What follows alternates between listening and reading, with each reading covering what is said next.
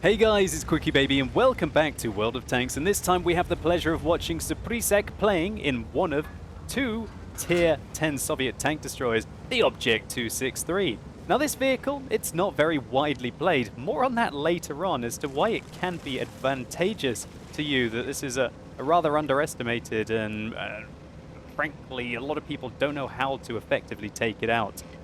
Pretty much the weak points on this tank, if you're facing it front on, are the lower plate and also this kind of gun shield that you see here. I believe the gun shield has 250 millimeters of armor, while the lower plate is down in 80, which is the same as what the side is. The side is really bad on this tank. And the rear is also awful as well, 50 millimeters, and it's bad enough that it's open top, so it takes a huge amount of high explosive shells. But pretty much this part of the armor, and especially the superstructure at the top, is an auto ricochet. So this thing is a frontal behemoth. That is what this tank is all about. Just get your tank in front of your opponents and get blasting away with a monstrous 130mm main armament, which has 290mm of penetration and a very interesting alpha damage. The average alpha damage on this gun is 550. That's quite unusual. Some of the German tank destroyers have 560, like the Waffenträger auf Panzer IV, or alternatively, if you want to use the top gun on the Alpha E100. So, Suprisek has some quite stiff opposition here. Look at this platoon of unicorns in their IS-7s, and they've all decided to come over here. He's already managed to put one round in, rolling high for 605 damage, but he's going to have to put in kind of about another 15 rounds. Well, not quite 15, maybe more like another 11 to 12, if he wants to take out these IS-7s, if he rolls high, that is. And taking out these IS-7s is really going to be the most important thing that Suprisek could be able to do this game. Now, I feel like these IS-7s want to advance here. They kind of, I guess, presumed that they outnumbered their opponents, but two tank destroyers at the back there certainly give that player a big surprise. He advances, gets absolutely shut down super hard, and it doesn't look like his buddies were backing him up quite enough there. Probably a little bit of disagreement, maybe that they were having on TeamSpeak as to how they were going to push through into their opponents. IS-7s, you know, tanks where you want to use your frontal armor, or alternatively your very strong turret armor to just be able to grind everything out. But again, when you got 290mm of penetration like you do on the Object 263, it kind of rebalances a lot of tanks that think they've got very, very good armor. Talking about good armor, look at the amount of ricochets that Suprisek is pulling off here. He has already bounced 3,580 damage, receiving 8 hits. A lot of those APCR rounds from that IS-7. Those APCR rounds have got over 300mm of penetration. But again, unless you hit the lower plate or you hit the gun shield on this tank, then you're not going to be able to go through it frontally unless you're shooting down on its armor. Now, even though Suprisek has been dishing out some serious pain on this flank, unfortunately the northern flank has just wilted away here. You can see multiple tanks dying and not one enemy vehicle eliminated on that northern flank, so they're going to be pushing in and flanking. And so I really like what Suprisek is going to do here. The E50M has basically contacted him. He says, Suprisek, let's flank them. We have to kill them now before we get flanked from the north. And so he is going to assist these medium tanks in an assault. And this is just great play, and this is one of the lovely things about the Object 263, is that it's fast enough when you get some momentum to be able to keep up with mediums. Now, Suprisek doesn't want to give up his lower plate to the IS-7. He lets the Object 140 take the hit, and then he waltzes over, but the IS-7 decides that he wants to angle his armor at Suprisek and not the Object 140, and so unfortunately he was unable to go through the IS-7's upper plate there. That was quite an unlucky bounce. 290mm of penetration on this gun should be enough to be able to get through the front of the IS-7, but just great play here. His team, it's very clear that the E50M, the Object 140 and the T54 are competent players because they just gave themselves a chance to win. If they hadn't organized that push and just sat here and allowed those IS-7s and also that E50 that just died to hold that position, then all that would have happened is this T30 as well as the Conqueror, the T57 heavy tank, a T10 and an E75 would have flanked around and shot them all in their weak rear armor, and they would have been caught in a pincer maneuver. And now, however, they've managed to break out one of the flanks and now turn around and be in a perfect situation to be able to deal with the other flank as well. This Object 263 has a very nice rate of fire, as we're seeing here. And with that 550 alpha damage, you can just rip apart your opponents surprisingly quickly. A lot faster than a lot of the tank destroyers with higher alpha damage. For example, the FV215B183, if it's using its AP shells, fair enough, they're going to hit really hard, 1,150, over double what you're going to be doing in an Object 263. But the rate of fire just allows you to quite often divide that punishment up between the enemy vehicles. It doesn't mean it's such a big deal when you have to shoot a tank that's on low health as well. It really is quite a nice gun, this 130mm on this vehicle. So Suprisek really doesn't want to expose his side armor to that T-57 Heavy. That's one very fast way of dying. I believe he's gone here maybe to get a bit of cover from the bushes here against the enemy T-30. But unfortunately, as he fires, because he was very close to those bushes, that means that the T-30 can see straight through them and pinpoint him for the enemy team that are towards the northern flank. Now, Suprisek doesn't seem to want to turn around and deal with that T-30. I presume he's hoping that this T-54 is going to be able to handle himself. And so he's pushed forwards to try and punish the C-75. He fires a standard round. It goes right through, 559 damage, and now he's loading some APCR rounds. These have got 330mm of penetration. That's one of the downsides to this tank, is that it doesn't get absolutely ridiculous penetration on its premium rounds. For example, the Jagdpanzer E100, another tier 10 tank destroyer, I think gets 420mm of heat penetration with its standard rounds, which really allows it to kind of go through anything that's flat and not spaced on the front, apart from very thick armor that is hyper-angled. So great job there. Suprisek is now up to 5,900 damage, and he's pretty much got all of his hit points intact, even though he has bounced that 3,580 damage that we talked about earlier. So this T10 has been spotted. Suprisek is going to take a swing and a miss, unfortunately, and he's got to worry about that Conqueror shooting him in the side.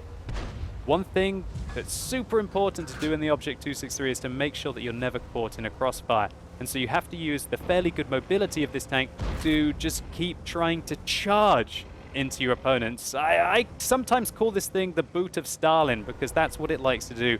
Just kick just so much butt. And also it looks a bit like a shoe, right? As it rushes down its opponents one by one. Even the Conqueror is firing APCR at this tank. I feel like everything wants to just fire premium, but they're just not quite doing it right. You don't need premium rounds to take out this tank. It's one of the vehicles that premium rounds aren't really going to help you at all. Well, I tell a lie. Premium rounds will be quite nice for trying to get through this 250mm of armor, as it looks like one round went through there earlier. So, Suprisek is now 1 versus 2. There's a Conqueror on the enemy team and also a Tortoise. You have to take out your opponents one by one in a tank destroy, and so he's using his speed to be able to rush down this Conqueror. He's going to have to shoot him probably 3 times to take him down. He comes around the corner, the Conqueror tracks him, but he still has his repair kit, so he fixes his tracks and manages to ram the Conqueror to take his tracks off. And now he's just bumping into him slowly. Listen to those new tank sounds in 914. Really good play this. By ramming the track, he's keeping the track off, preventing the Conqueror from putting it back on, and then he gets to shut him down. 3 shots into the Conqueror, 4 in total. Actually, sorry, no, 3 shots in total, and a little bit of ramming damage takes down that tier 9 British heavy tank. And now Suprisek finds himself in a 1 versus 1 against a Tortoise on the enemy team, the tank with the highest DPM in the game, that tier 9 British tank destroyer. How is he going to handle this situation? Now remember, a Tortoise, while it's not very fast, it's very flexible. It has 10 degrees of gun depression and a wide gun arc, which will allow it to work these ridge lines along here. The Tortoise is very easily going to be able to peer over these ridge lines and hopefully get a shot, well, for the Tortoise, into Suprisek's lower plate, but that is not what he wants to happen. He thought that the Tortoise would advance. He stops. There's the Tortoise. Good ambush there by the Tortoise. But now Suprisek is in a great position where he's hulled down, meaning that the Tortoise has to hit the gun shield to have any chance of going through him. The Tortoise doesn't do so, but unfortunately Suprisek isn't able to get a shot off, and the Tortoise falls back down the, I guess the coast. Is that the coast? I don't know. Probably a river. What's this map called? Live Oaks? Okay, the Oaky Coast? Okay. not quite nailed it there. Anyway, Mr. Suprisek, let's press on. He's got to watch out, though. He's on 861 hit points, and that means that he could get 2-shot here, but it's more likely that the Tortoise is going to need 3 shots to take him out. But the Tortoise is on 1,595 hit points, so it's very likely Suprisek is going to have to put 3 130mm rounds into this Tortoise. Now he waits. He really wants the Tortoise to come and poke. The enemy team starts putting ZZZZZ in chat a little bit more there. There's the weak point. Oh, absolute disaster. You can tell that this Tortoise knows what he's doing. He goes over the ridgeline, puts a good shot, probably into the lower plate there of Suprisek. Luckily, he didn't roll very high, and so there's still a chance that Suprisek can take another shot. And this is where those 10 degrees of gun depression in the Tortoise come into very, very, very handy. The Tortoise has also got a much better rate of fire. Suprisek puts in a first shot, and the Tortoise comes forward. Suprisek doesn't ram him. Good play. You don't want your tracks to go off here. Puts another round into the Tortoise. The Tortoise, for some reason, isn't shooting the gun shield. He's shooting to the left. He's shooting to the right of Suprisek's hull. He takes another shot, and that allows Suprisek to reload and jam in another shot into the Tortoise's weak point. And this is where we come back to what I was talking about earlier, that some people just don't know where the weak points are of this tank.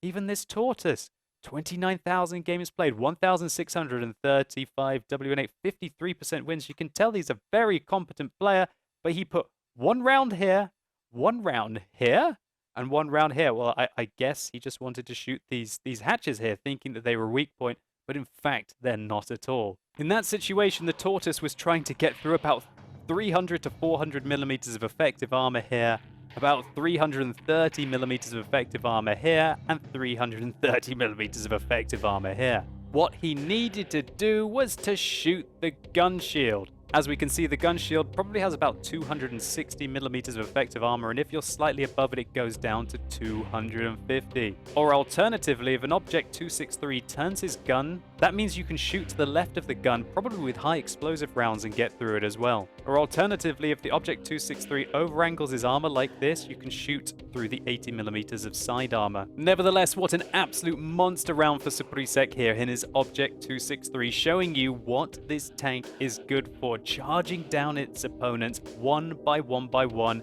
and shutting them down with his 130mm main armament. And if you can avoid getting shot in the lower plate, the gun shield by high caliber rounds, or giving your side armor to your opponents, this is a fearsome beast to contend with. Anyway, let's just take a quick look at the post-game stats. Suprisek picked up the high caliber medal here, unsurprisingly, for 9,558 damage done, a top gun for his 6 kills, and also a Confederate for shooting another 6 tanks. You know that you've had a good game when you're getting both a top gun and a Confederate medal, a tank sniper and a steel wall, and boy, what a steel wall this was.